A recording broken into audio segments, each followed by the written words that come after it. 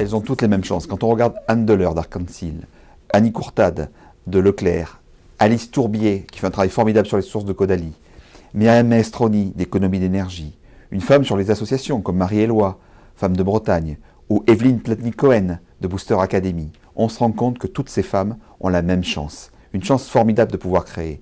On va les voir d'ailleurs à BPI France Innogénération, comme Isabelle Cocher, la directrice générale d'Engie, la directrice de la stratégie également de l'intelligence économique de chez Total, la nouvelle patronne d'Eramet, Christelle Boris, sans oublier Anne Bouvreau, présidente de Morpho, Caroline Lebranchu, présidente directrice générale de la conserverie de la Belle-Illoise, Barbara Dalibar, qu'on a connue chez Orange, à la SNCF et qui est aujourd'hui CEO de Cita, ou Claire Delaunay, qui est une des femmes françaises incroyables de chez Uber. Donc on se rend compte que cette chance, elle est égalitaire, elle est formidable, elle est entrepreneuriale. Au sein de BPI France, un plan d'action en faveur de l'égalité professionnelle entre les femmes et les hommes a été mis en place en 2015 par la direction de BPI France. Oui, il a débouché sur un accord collectif complété par la signature d'un accord groupe sur la qualité de vie au travail, ce que vous appelez, je crois, le QVT. Il a été convenu d'agir en priorité sur les 5 domaines suivants qui sont à chaque fois accompagnés d'indicateurs de suivi. Le premier, tendre vers un objectif d'égalité salariale, c'est-à-dire qu'aucun écart supérieur à 5% dans les moyennes de rémunération sur les catégories d'emploi correspondant aux métiers d'investisseurs telles qu'elles ont été fixées par le référentiel de talent. 2.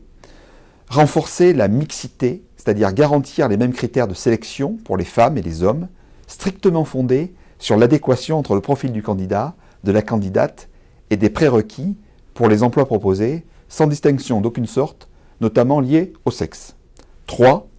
Assurer un égal accès à la formation, égalité de traitement entre les femmes et les hommes en matière d'accès à la formation professionnelle. Et d'ailleurs, des actions spécifiques sont prévues pour les femmes. Le parcours spécifique pour les accompagner dans l'accession au poste de gouvernance et à cet égard, une formation ESSEC, être administrateur au féminin, est une preuve. Autre point important, articuler la vie professionnelle et la vie aussi de maman, la vie familiale, c'est-à-dire mieux concilier la vie professionnelle, la vie personnelle et familiale.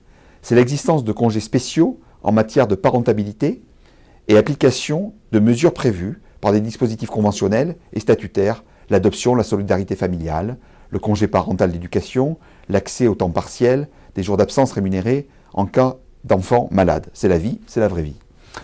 C'est aussi promouvoir la promotion professionnelle et le leadership au féminin, la valorisation des potentiels féminins, plus généralement la promotion de la mixité dans la valorisation des potentiels et des compétences, avec une participation active à alter égal, qui est en fait le réseau de la Caisse des dépôts, un de nos actionnaires.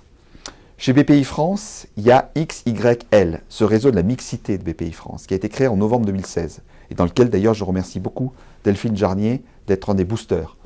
L'objectif, c'est de promouvoir la mixité professionnelle et la diversité des profils pour créer une richesse formidable, plus importante, qui porte nos 4 valeurs de simplicité, de proximité, de volonté, d'optimisme, c'est-à-dire plus de créativité, plus de bienveillance. Et je remercie aussi une autre femme, Cécile Deleplanque, de nous aider dans les actions. Et quand on parle d'action, on parle de réseaux transverses de femmes et d'hommes, on parle de contribuer au développement de l'entrepreneuriat au féminin, on parle de participer à la diffusion des best practices de management, et puis on parle également d'événements féminins comme ceux de la Tribune, comme ceux du Women's Forum, avec à chaque fois des délégations.